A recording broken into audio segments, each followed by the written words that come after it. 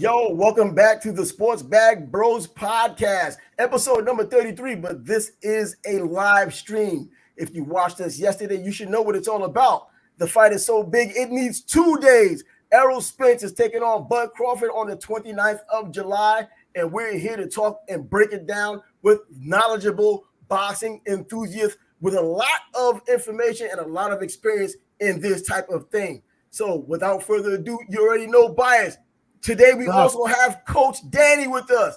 He's been in boxing for a long time. He can tell you a whole lot about what's going on, stories and so forth, and his enlightenment as we go through this will be needed. So what's up, guys? How you doing? What's up? Thanks for coming on, Coach. Really appreciate it. So let me just ask you a question. Trav and I, we discussed it the other night, and we discussed it again yesterday. Inoue looks so good that Trav says he's number one pound for pound, and no matter what happens Saturday night, that's not going to change. I say I can't agree with that because I don't know what's going to happen. So I want to wait and see what happens because we got probably number 2 versus number 3. How do you feel about it? I feel whoever going to win is going to be the best fighter in boxing, pound for pound. And then, depending on how it goes, if it's a blowout, it could be a different thing. But I see this as a chess match. I mean, everybody's talking about knockouts and they're talking about this and that. So I see the fight going the distance. I think I mentioned to you before, like Leonard and Tommy Hearns. So I see this fight being a trilogy. But the mystery is who's going to win. Who's winning the fight. My personal thing, I had Spence winning the fight after before the car accident. Then after the car accidents, I watch boxing and I keep watching boxing. So I like to study it. So after his fights, I don't know if you notice that sometimes he loses attention or he stops punching and he just stays there and becomes a target. Now he's done that twice, and that's the only thing that's bugging me. But I thought he was a bigger man, and I loved his fundamentals. And but Crawford is all that too. He could switch, he could do whatever. He's like a modern day haggler. So that's my opinion. Coach Danny, let me give you my opinion on this, and the reason why we even got to came to the conclusion, or at least I came to the conclusion that Inoue would still be the number one guy regardless of what happened on Saturday. Saturday is still just one fight, and it may be 1 versus 2, it may be 2 versus 3, maybe 1 versus 3 right now, depending on who you have at the top. Me, I have Inoue, and the reason why I have that is because Inoue started off as an earlier fighter at a lighter weight, and he's been going through those weight classes, even though there are more weight classes now than ever before. He's passed through those weight classes, has been utterly dominant. We've known him for his power, and there's never been a contract issue with what he wanted to do. He saw the best fighter. He went to the best fighter. There's never been any disputes or him trying to talk himself out of a fight like we've seen other people do. Floyd Mayweather, Manny Pacquiao took 6-7 years too late. He goes to the top guy when he moves up in weight. And as a former professional and as a trainer, moving up is dangerous for a fighter. Typically, when you move up and the other guy is the bigger guy naturally, not necessarily a puncher, but he's known for his skills. And those skills can set up those sharp punches that do knock you out or do buzz you and cause you problems. He stepped up and fought Steve Fulton, who everyone said was a masterful boxer. And there were people saying, even fellow boxers, I know it might have been one of these Philly things, but Boots Ennis was one of those boxers that said that Fulton should win. And as it turned out, he absolutely was dominated by Inoue, not because of just power. He had the better jab. He had the better skill set, obviously the better mentality. And he's been going through all of these weight classes doing the same thing. Whereas Bud, he started off at 130. We know how he made his way all the way up to 147. But the names on his resume, you know what? Not too many people know fighters below 126. But on Bud's resume, it's all right. Spence, he's been at one weight his entire career. You could call him a qualified weight bully if you wanted. So he hasn't really beaten anybody with a huge name because there hasn't really been huge names. This is the biggest name that both fighters are fighting. Bud fighting Errol, Errol fighting Bud. And look at Mikey Garcia. He was 126 pounds before. And Errol couldn't put him away. I mean, regardless of how he approached the fight, you're supposed to put him away. If you're known as this monster, this a bigger welterweight, and you love this battle of attrition that it normally comes down to, you love breaking people's bodies and breaking people down. An 126-pounder once upon a time, you couldn't do that to. No, See, that's a great. I think Trav takes it a little personal when I say I can't agree, because I said I do have him number one, but I can't say unequivocally he'll stay number one. I have to wait and see what happens Saturday. I'm open to it to where you're close to it. I think that's the difference. But I'm on board with Inoue number one. Well, you know what? I can say that the reason why, because that is only one fight. You know what I mean? This may be the first time, if either one is 1 or 2 right now. This is only one time 1 and 2 is going to fight. And if that's just one fight, what about all of the good fighters and very good fighters that Inoue's been fighting along the way? You know, if none of them are as good as. If Fulton was 135 none of them pounds, are as good as Spence. If Bud defeats him impressively, I mean, nobody on Inoue's record. For all intents and purposes, how do we know how good Errol Spence really is? Who has he really fought? I mean, Sean Porter. I mean, that's a big name. It's a name, but was it a big name when he fought him? Is it Kell Brook? If Kell Brook the biggest win on his resume, and Kell Brook himself was coming off of an eye injury against Triple G before he had fought him, I mean, if you look at their resumes, you can argue about both of their resumes not even being up to par, because either way, we're not just talking resumes. We're talking. You see the skill set, the eyeball. Well, we see the skill set, but that skill set can look great against a guy like Ugas who's standing right in front of you, and your style is tailor-made to beat a guy just like that. Now, when Bud gets in there and is moving around and is switching from southpaw to orthodox, is giving you different looks, is going up and down, the feints, the transition, the footwork. Man, how do you do that same thing? You still walk straight ahead and try to cross material right now. You're giving Spence a lot of bulletin board material right now, man. I hope he's listening. If he's watching, you hit it right on the nose. Going up all those weight divisions, fighting the best of the best, it's hard not to argue. He's not number one. I had him winning. I really been watching this kid. He's dominant. I love his nickname, the Monster, and yes. So no, you hit some great points there. But I think this is not only the fight of the year. This is the fight of like the decade. Yeah, it is. I don't see even Tank and Garcia and as important as this fight. Oh, nah, look. No, you're right. They're not even on the same level. I mean, we're talking about a YouTube champ or a social media champ. You might as well be Jake Paul when it comes down to Ryan Garcia, what he had to offer. At least we've seen something from Tank before to let you know he's serious about boxing. He's serious about being a contender and a champion, and he's been dominant. And as long as they let him fight the best, he's willing to fight the best. Ryan Garcia was sight unseen, the new age boxer of being pretty before you actually go out there. And then when you go out there and can't really get the job done, well, take a knee as if you're protesting and say you tried to get up after all. Well, I think the fight that could possibly rival Saturday night's fight is Tank versus Shakur Stevenson. Oh. I think that's fireworks all day right there. There are a lot of fights to be made there. I mean, Tank, Shakur, or even, I think Devin Haney lost a little bit of luster after what had happened against Loma. I think Loma won the fight, a razor-thin fight. I don't think there was a robbery, but, I would have been happy one way or the other. And it deserves a rematch. Exactly. It deserves a rematch. And for he and his father to act like it wasn't worthy of a rematch, it's an embarrassment. Only boxers can do that. They can act like nothing ever happened as everyone watched it happen. True. That's true. Yeah, I mean, that whole division with Shakur, Haney, and Tank and stuff, they should be like that tournament 6 that they had back in the day. Yeah. All those guys fight each other. Super 6 on top. Yeah, Super 6. Mm-hmm. There you go. Yeah, absolutely. And that was a heck of a tournament. In fact, that tournament alone would have made Andre Ward a Hall of Famer. I mean, anything after that, you know what? It was just icing on the cake. But that was a heck of a tournament with very talented fighters. I mean, you might get 1 or 2 Hall of Famers out of 3 Hall of Famers out of that tournament. Boxing needs more of that because, all these fighters and these promoters and stuff, and they're waiting for the right fight and stuff. Even this fight here is about 5 years away. I mean, too late. Don't get me wrong. Somebody said it still didn't expire and stuff. It's the guys are still in their prime. But I would have loved to have seen it 5 years ago. Oh, absolutely. But I don't think it's as expired or close to being expired like Floyd Mayweather and Manny Pacquiao. In my opinion, as you already know, styles make fights. So regardless of when Floyd would have fought Manny Pacquiao, being that kind of counterpuncher and having the athleticism and the physical gifts of being long-armed and being able to move with his feet, I think he would have beaten him 10 out of 10 times. The reason why? Because someone like Juan Manuel Marquez, well, he was an excellent counterpuncher. He just didn't have the physical gifts of a long arm and footwork and all that.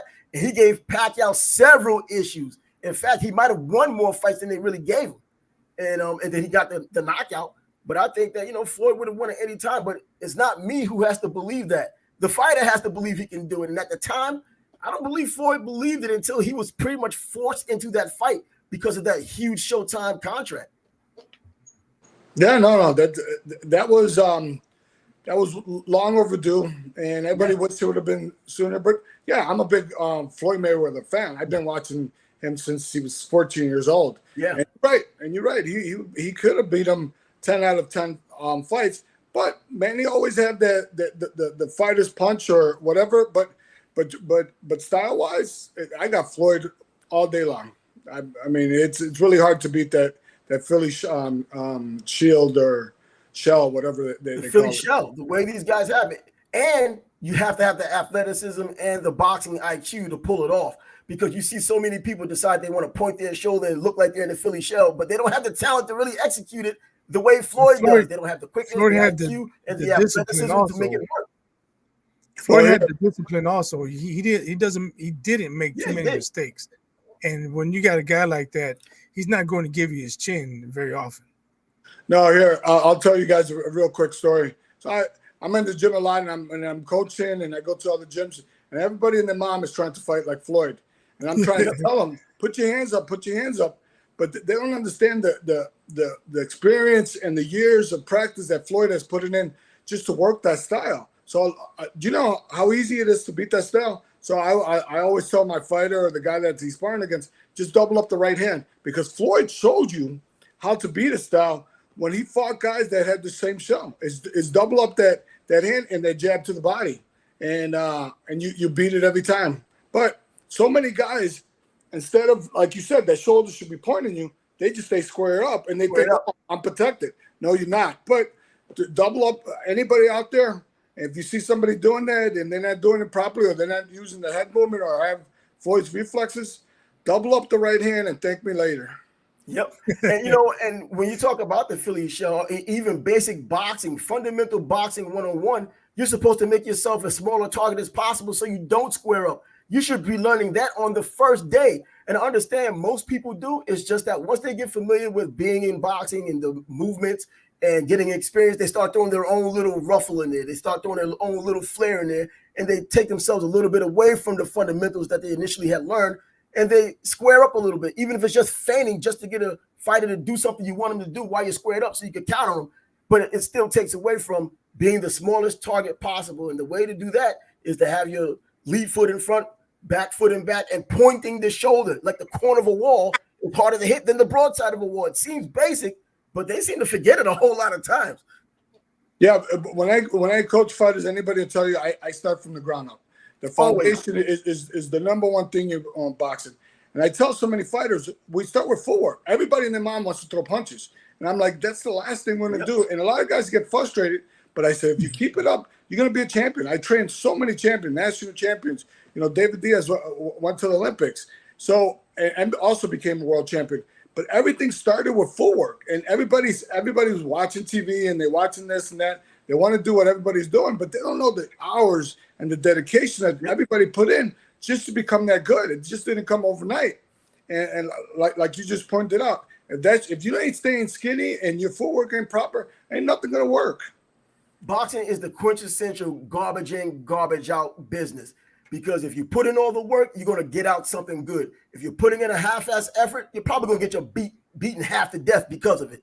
And as you said, from the ground floor up, I mean, people who come off the street and decide they wanted to box because they've seen it on television, they don't know the real nuances of the game. And when you start from the ground floor up, you have to understand, as someone who doesn't know anything coming in, is whatever happens from the ground floor is the reason why the thing from the waist up work. To pivot on the right hand, if you're right-handed, is the reason why you get the full extension and the power on that right hand with the torquing in the shoulder and punching through the target. You can't have that when you're just doing an arm punch. You'll get tired faster, it's going to be slower, and you're going to be predictable. So when you do all of those things from the ground floor up, I did a box drill, moving forward, moving back, moving to the left, moving to the right. It's a box drill, just a square. That's it. Left and right. Just do that. Get used to doing that. Then you learn the punches. And then because you got to step in when you do the jab. And guess what? You're going to ultimately have to step back while jabbing as well. And you look at old school fighters like Sugar Ray Robinson, who fought backing up, and they were just as effective as they were going forward because they honed their skills. No, I gotta bring us back in. This is about Spence and Crawford. I appreciate the school session and all, but we got that's for another time. Man. That's for another time. Let's get back on track, guys. All right. So, Coach, I'm of the opinion if Spence was if Bud was a natural welterweight, although he's already a betting favorite, he would be a clear favorite in this fight. Do you agree with that or not? Well, yeah, definitely. And he's the smaller. My only disadvantage with him, he's the smaller guy coming up.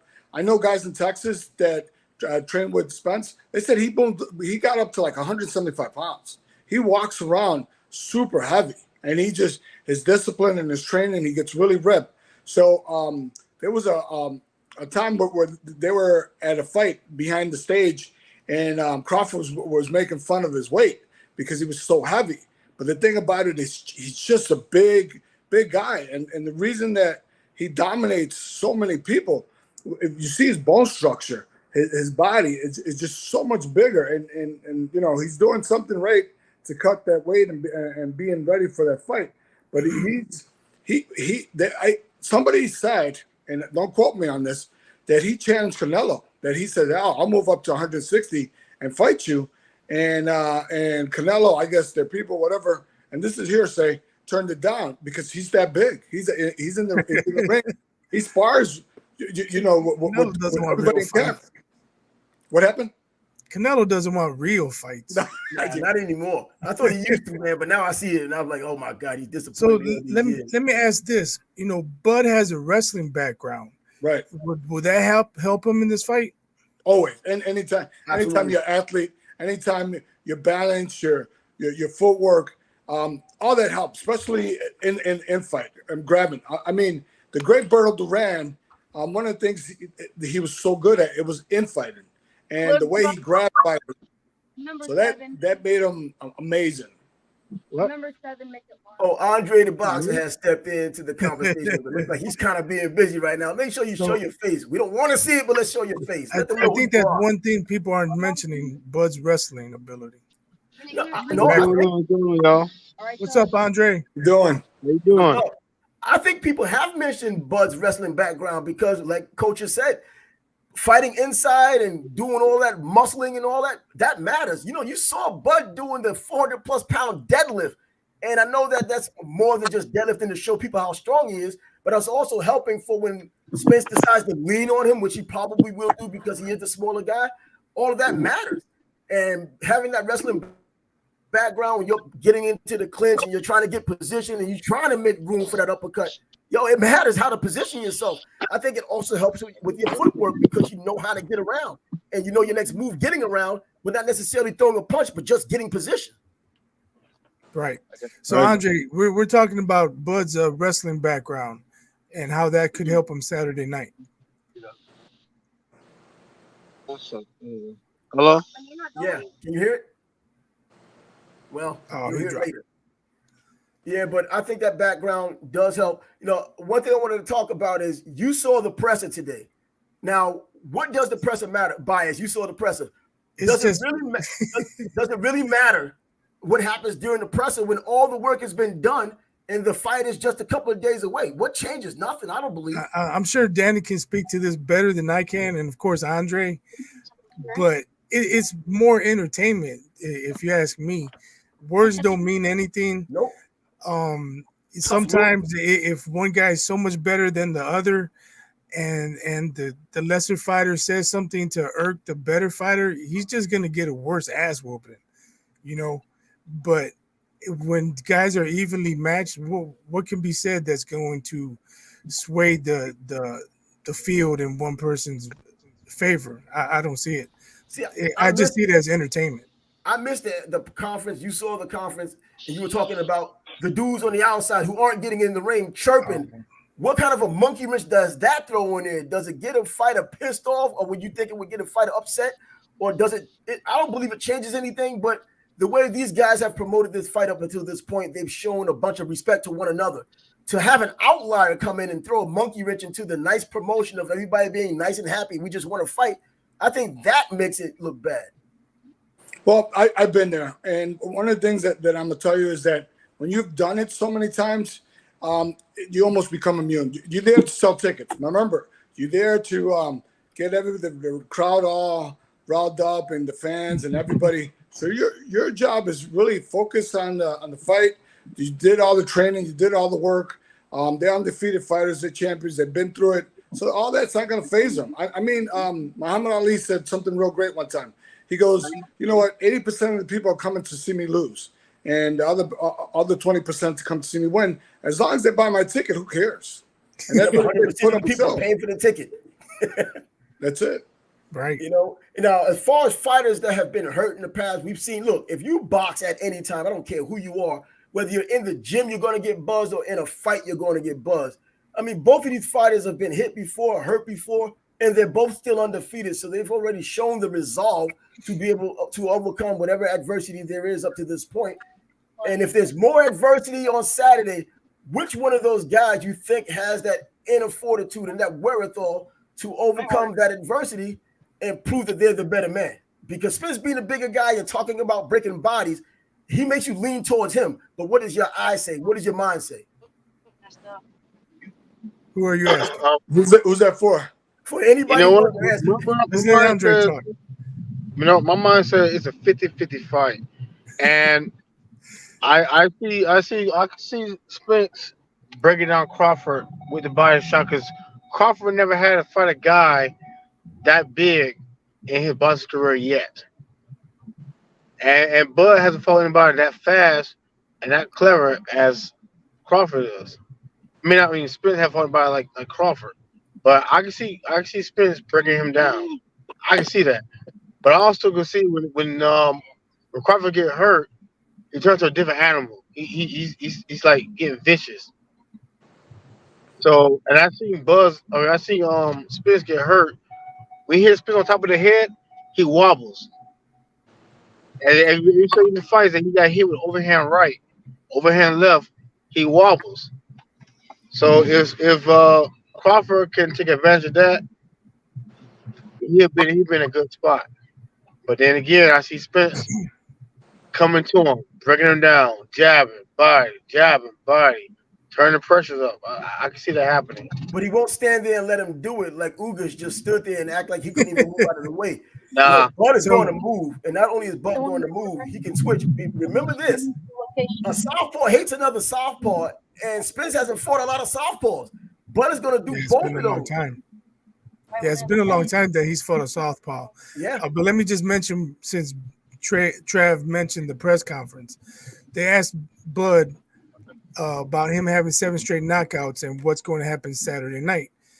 And he says, I'm not going in there to look for a knockout, but if he gets out of line, he'll be the next man down.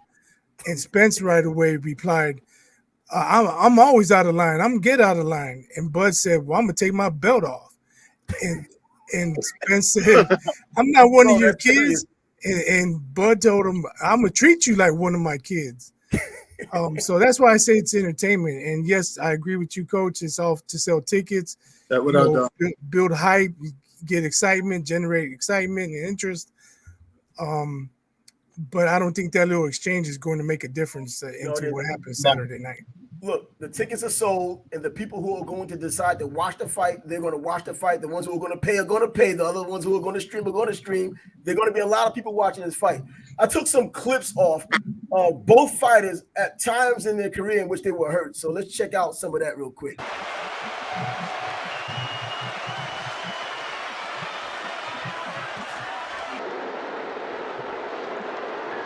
This is against Gamboa, a lighter fighter, but this is earlier too. Gamboa could crack. He could. Now this right here, I mean, it could have been called a knockdown. The ref said it wasn't.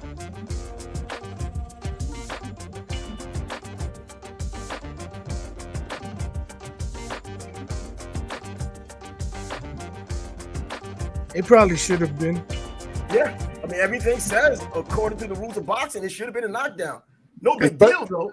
The fact is that, you know, it could have been a knockdown. And especially when you get hit behind the ear, it takes out your equilibrium. Yeah.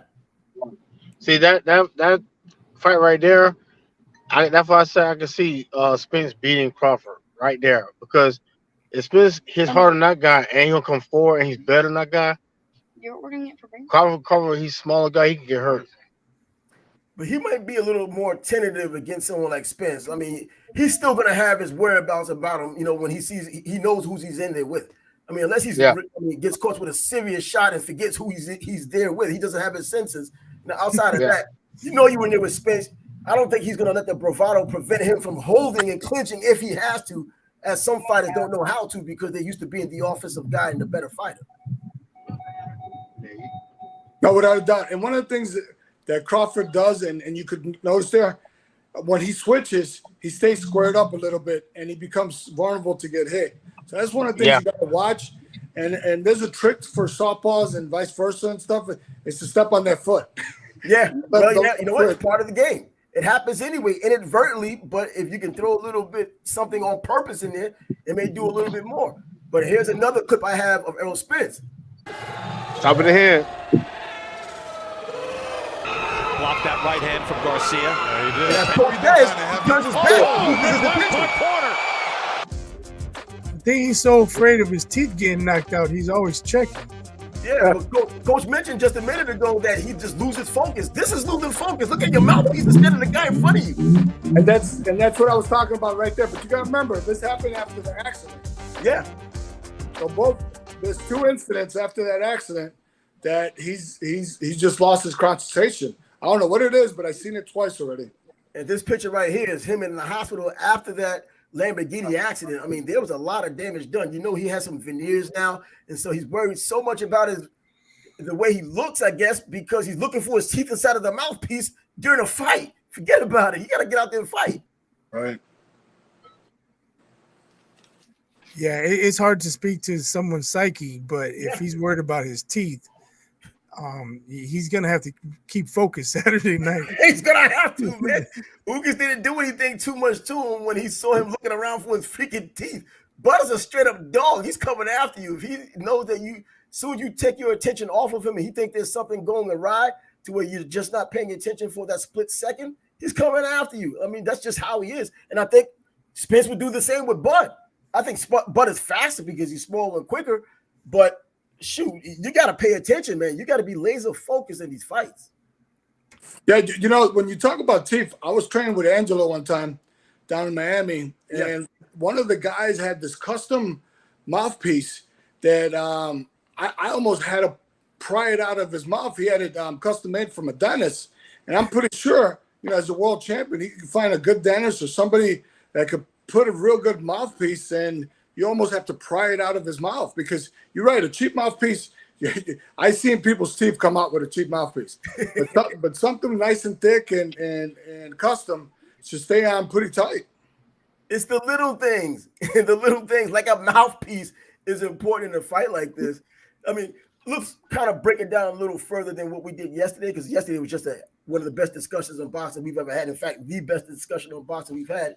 And we're going to try to top that now. Looking at their records and looking at their pedigree, you know, certain places, certain areas come with boxers that are known, like New York is known for boxers. You go to Philadelphia is known for their boxers. Now LA, now Texas has made a name. Ohio claims they're running boxing.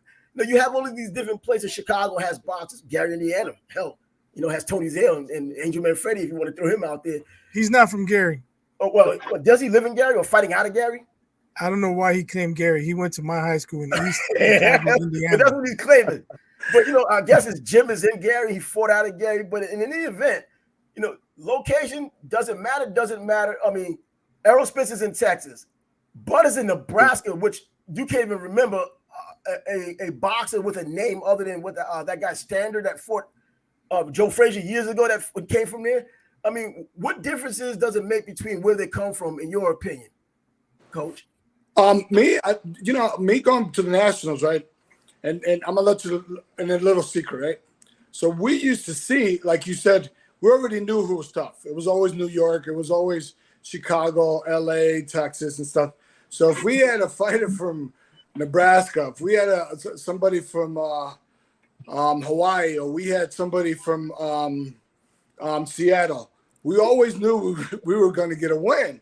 But every now and then there'll be somebody like Bud, or there'll be somebody really good thing that just shocks you. You know, my daughter was out of Wisconsin, Kenosha, and she ended up, surprising a lot of people. And those are the rare individuals. But we all know California, Texas, New York, Chicago, they bring it. They bring it. And, if you got one of their fighters that you're going to have a rough fight, but anything could happen. And if people are trained properly, you're going to make a name. You're going to put your place in the map.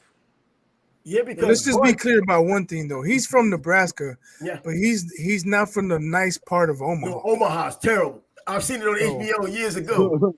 Omaha's serious. Just don't get it twisted. He's from Nebraska, but it's not that Nebraska most people think of. No, there was a kid. I can't remember his name up in the Nationals from North Dakota, light heavyweight kid. Virgil Hill? Yes. He was another guy that, nobody was thinking that he was going to do anything because, who hears anybody coming from, North Dakota? North Dakota. Right.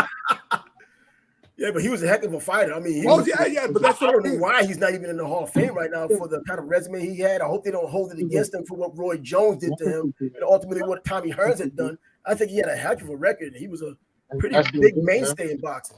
Right. But we were just talking, with areas and stuff. Yeah. You're right. If you get the proper training and you have heart and desire, it doesn't matter where you're from. So it's matter, what you bring to the table or what you do on fight night. Yeah, because Bud did beat Danny Garcia in the amateurs. So, so a lot of times we don't think about how these guys have been in boxing for so long that they fought so many of the same guys we're seeing now as stars. I mean, look Sean Porter, for instance. He fought at 165 pounds. He's making his career at 147 as we've watched him, but he started off in the amateurs at 165, and he fought Daniel Jacobs like 6 times. Daniel Jacobs, you know what I mean? And we look at them now as pros, and we don't even think anything is synonymous with those two. Right. No, right. And there's Andre Ward was 175. 175. He came down to 168. Yeah. Yeah.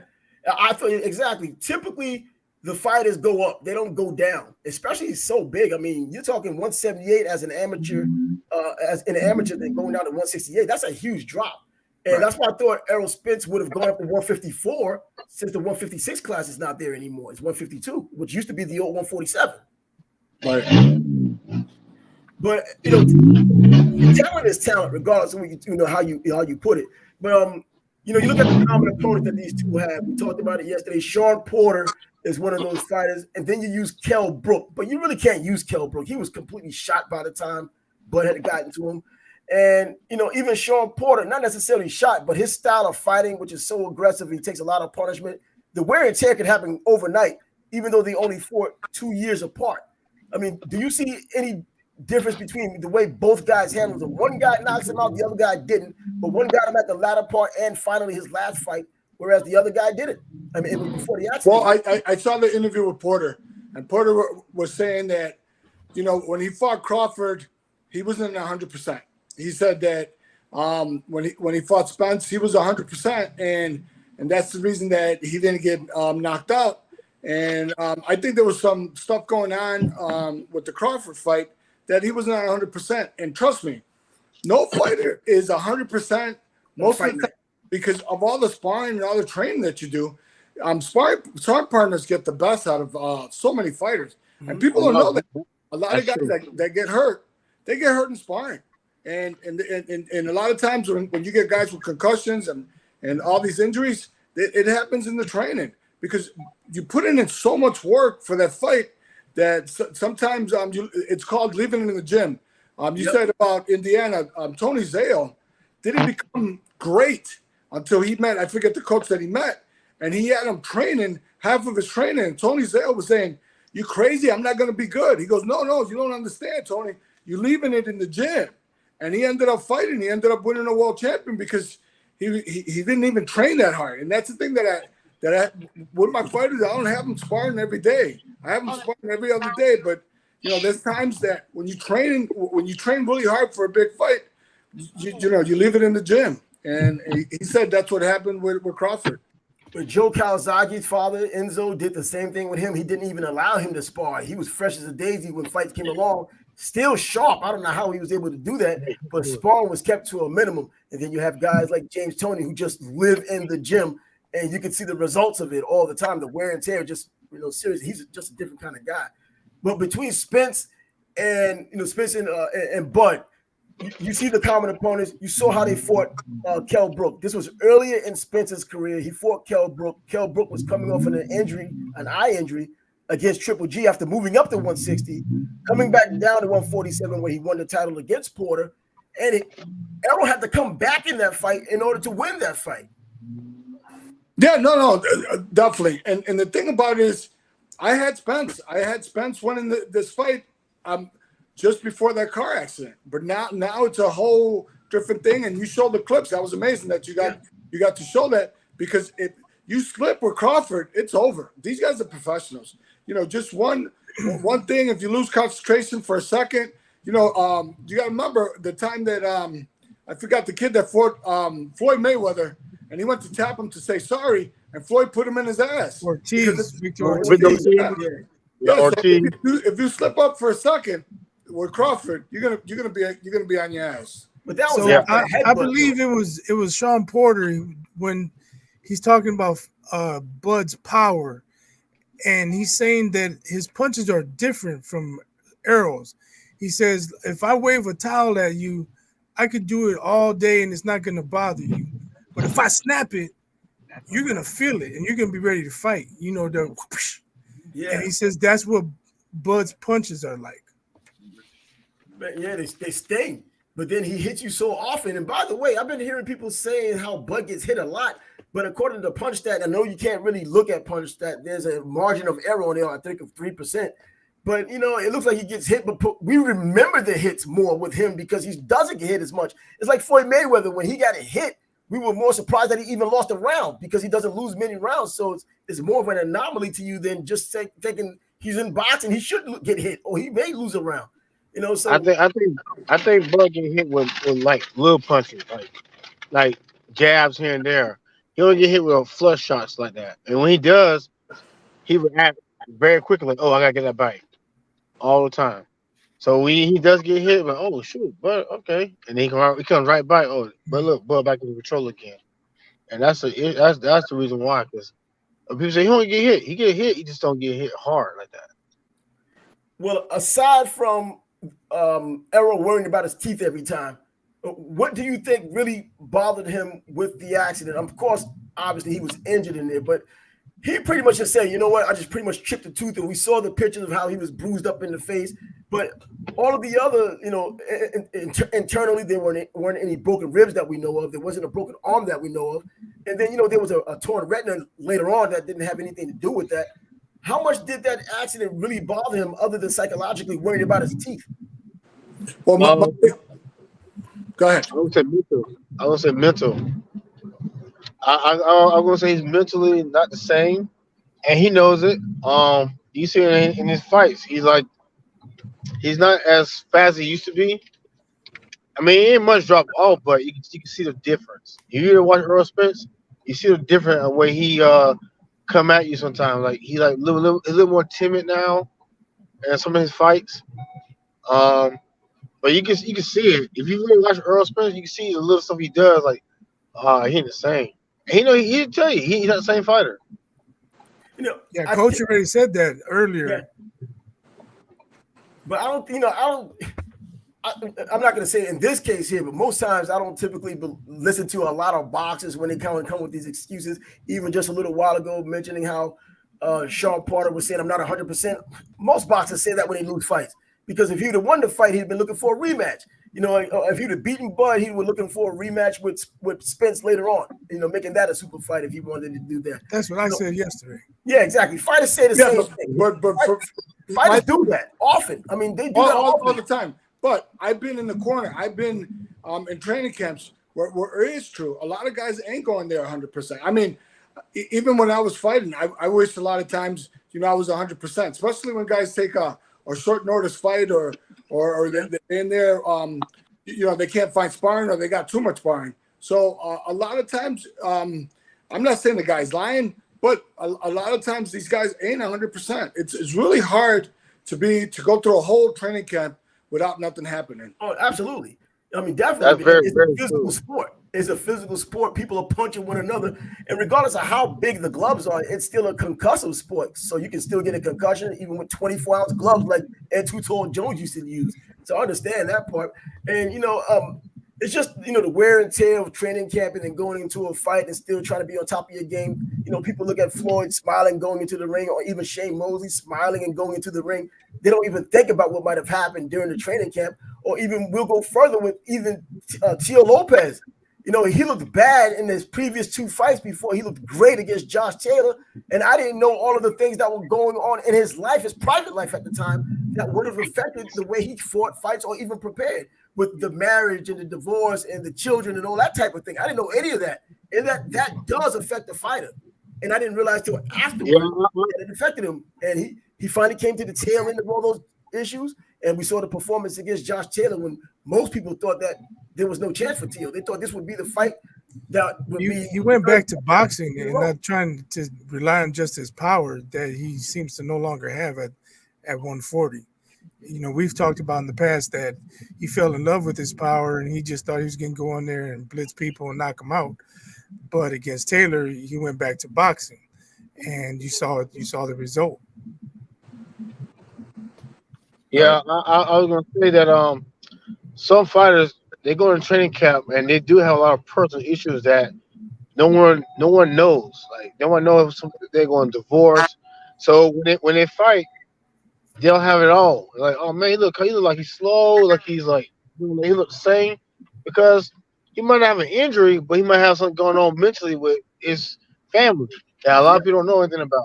I mean, there's a lot of fighters that go in and they're probably lost a mom and dad, whatever, and they go in crying after the fight, but no one knows why. You know, so that also plays fighters there. A lot of people. Well, I just know if one of these guys comes out and takes a selfie on the way to the ring, he's done. Exactly, they're the loser, because that's what Manny Pacquiao had done. And then when the performance didn't meet the expectations, there was every story under the river, under the bridge, and everywhere else about how the shoulder was the problem, or this didn't happen, or really hurt before training camp, or hurt during training camp. You know, stop the excuses. Just catch the L if you're going to get an L. Put up as great a fight as you possibly can during the interim, and let the fans decide if you're good or not. There's a lot to be said about Hagler Hearns, when a lot of people didn't know that Hearns hurt his hand in the first round. Yep, we didn't know because he didn't use it as an excuse. Manny didn't let him, but Manny revealed that many years later because he didn't want to take credit away from Hagler. And that's the way boxing should be. I mean, you got in the ring, whatever issues you had going on, you got in there with them. If you won, you weren't going to say, oh, I won despite my shoulder. So, I mean, just take your L. Right. And the thing about boxing's funny, right? Because I know fighters that have problems having fight, right? And all of a sudden, if they win, they don't have the problems anymore because the win takes all the problems away. As soon as they lose, oh man, I was fighting my girl, I was doing this, I had a problem with that, and everything comes out, and they just start crying and getting all emotional. But yeah, that's winning takes care of everything. Yeah, Shane Mosley pulled that kind of a card against Miguel Cotto. After he lost, he gave him all of this praise of being the better fighter, and then as soon as the next day came, is all the excuses of being under the weather and all these other stories. Just give a man his credit where credit is due. You had a chance to change the outcome because you were using your fist and you were fighting in order to try to get the win. You just didn't get it. It was a tough fight. You know, Why not just give credit where credit is due? But that's just boxing. Now, as far as Bud, and Errol Spence, we know who the more skillful fighter is, and that's Bud, because typically lighter fighters are more skillful. And we know about the switching orthodox and southpaw stance. We know about his levels, and we know how basic Errol Spence is. And as I mentioned yesterday, being basic isn't always a bad thing, because the basic stance is where you're probably at your best. You can throw the punch the correct way. You know how to bring it back the correct way. You're in a defensive posture the best way. You know how to go to and go from the target just as easy. So it's not always bad to do that. So the bigger man has the fundamentals. The other man is the flashy car. They'll get together, and I'm expecting a unanimous decision. No, unanimous or split decision for Bud at the 12th round. Split decision for Bud in the 12th round. That's what we went with yesterday. Nothing's changed. I think it goes the same way today. So I'm gonna go out there, and I got Spence. I think if Spence doesn't get distracted, doesn't worry about his teeth, and uses his reach, I'm gonna go out there because I think that he's being the bigger fighter and using his distance and his strengths. But it's a split decision. I don't see it going back and forth. And I'm gonna throw this in. I'm not saying I'm a psychic or anything, but if there's a knockdown, I think Crawford's gonna create it, because if Spence loses that concentration for a little bit, he's gonna put him in his ass. So let me ask you guys this: those are all possible. Do you think Bud can get a fair shake from the judges, being that PBC's involved? That's my problem. Well, we've been in boxing long enough. And even the last Lamos, Loma and Haney. Yeah. Or Loma Haney. But that's top ring. No, you're right. But I'm just saying, you never know that this is when here. This is nothing has to do with the fight. This is when fighters tell me something. So if a fighter goes fight at the guy's hometown or whatever, and he says he got a draw, that means he won that fight. He won. Yeah. We know that. So yeah, Go ahead, Andre. Nah, I'm gonna go with Crawford. And what by what? Knockout decision? What split? Unanimous decision. As you can see, I'm Nebraska. I'm Crawford too. If it is a knockout, it's because Earl T came out and he got distracted. He went looking for him. He got caught with the left hand. See, you know what? For Errol Spence to get inside to work the body as he has done, you have to get close. He'll pay a price. Get countered that way coming in with a guy who knows how to change the angles and has fast hands and knows where to locate the punches. So he has to get inside. Bud isn't going to stand there, as we mentioned already and several times, like Uga stood there and didn't have the footwork to get away and just took the beating. And he got more props for taking the beating than for having boxing skill. We have someone now who has boxing skill, who can get out of the way, who's fleet-footed, who can land when he needs to and land the hard shot.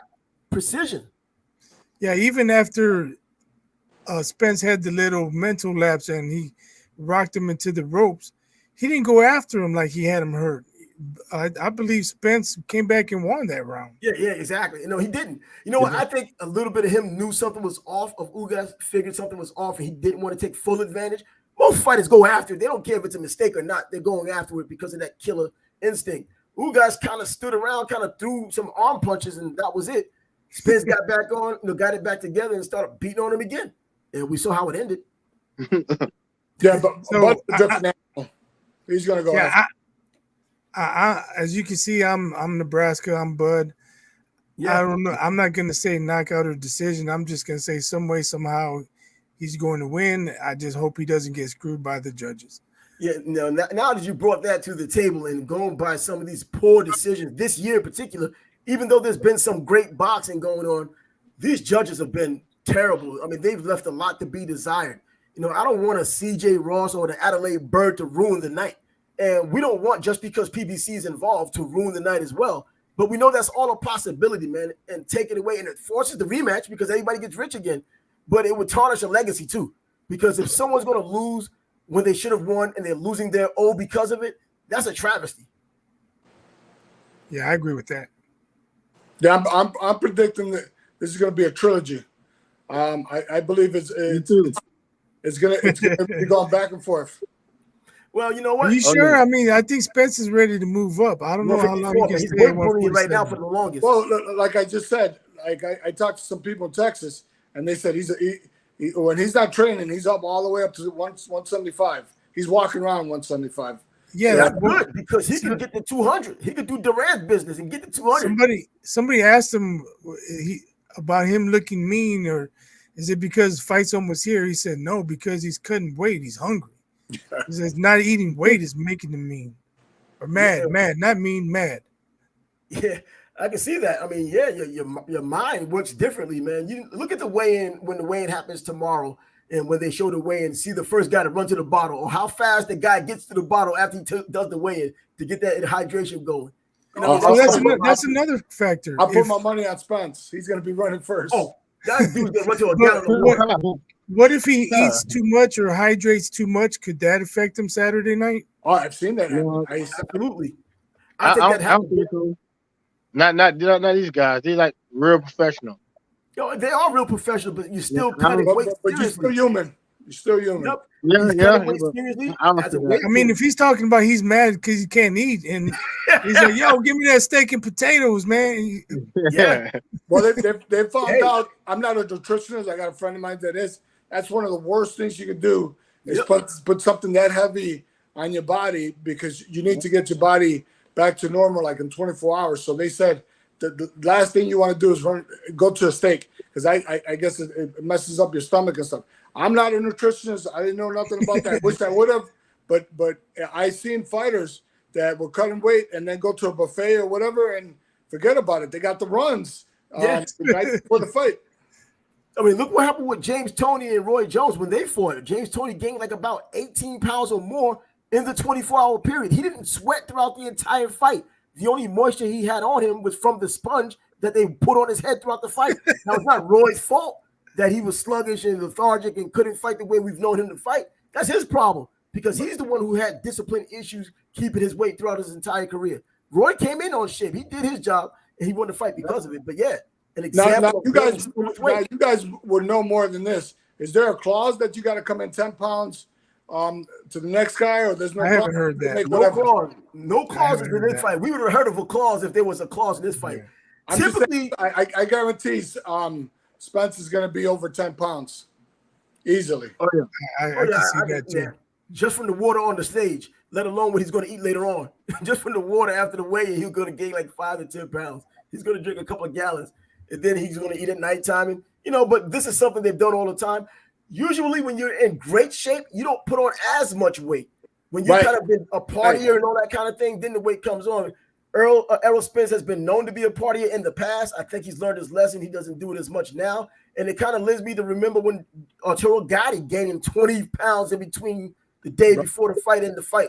He was a heavy partier. We saw what he did to Joey Gamache because of it, ruined his life and his career. Right. And you said that perfect, because Floyd Mayweather never gained no more than 10 pounds for the fight. He was always in shape. He walked around. Yeah. Yeah, he was underweight, man. Floyd was still like 135 pounder, just fighting in other classes, pretty much. I remember Mills Lane talking about when he was a fighter. He said the best advice he was ever given was get in shape and fight at that weight, so you don't have to lose weight. And he said when he was a ref, he was like 3-4 pounds over his fighting weight. He just stayed at that weight. There's guys that are gifted like that. They're not cooking like that barbecue like you're doing. We lost you for a second.